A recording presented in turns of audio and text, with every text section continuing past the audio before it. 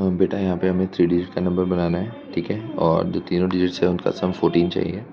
तो देखो first place पे 0 नहीं आ सकता, इसलिए फर्स्ट प्लेस का जो लोअर लिमिट है वो 1 है, ठीक है, और अपर लिमिट यहाँ पे 9 है।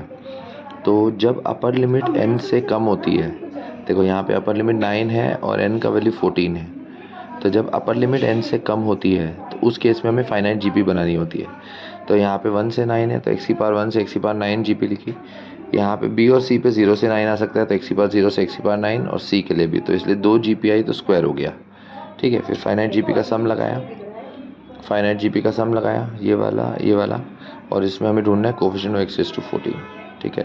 फिर यहाँ से x हटा देंगे तो कोफिशिएंट ऑफ x⁻13 हो जाएगा, ठीक है। इधर इस स्टेप में मैंने x हटा दिया है तो इसलिए एक पावर कम कर दी, x⁻13 का कोफिशिएंट ढूंढ रहे हैं।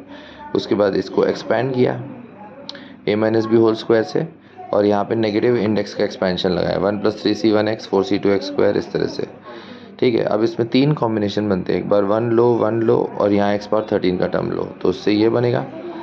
एक बार ये 1 लो, यहाँ x⁻10 लो, तो फिर यहाँ x⁻3 लेना पड़ेगा, तो 1 - 2 और 5c3 आएगा। और एक बार यहाँ -x⁻9 लो, यहाँ 1 लो, और यहाँ x⁻4 का टर्म लो, ठीक है ना।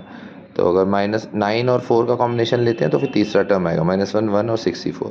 तो इस पूरे को सिंप्लीफाई करने पे हमें फाइनल आंसर मिल जाता है। बस उसके बाद कैलकुलेशन है, NC2 का फॉर्मूला लगाया और आगे यहाँ पे सॉल्व कर दिया, तो इससे फाइनल आंसर हमारे पास 70 आ गया, ठीक है। तो जब भी हमारे पास अपर लिमिट है, देखो यहाँ पे अपर लिमिट जो थी वो 9 थी, वो 14 से कम थी, तो अगर अपर लिमिट n से कम होती है तो उस केस में फाइनाइट जीपी लगानी पड़ती है, ओके।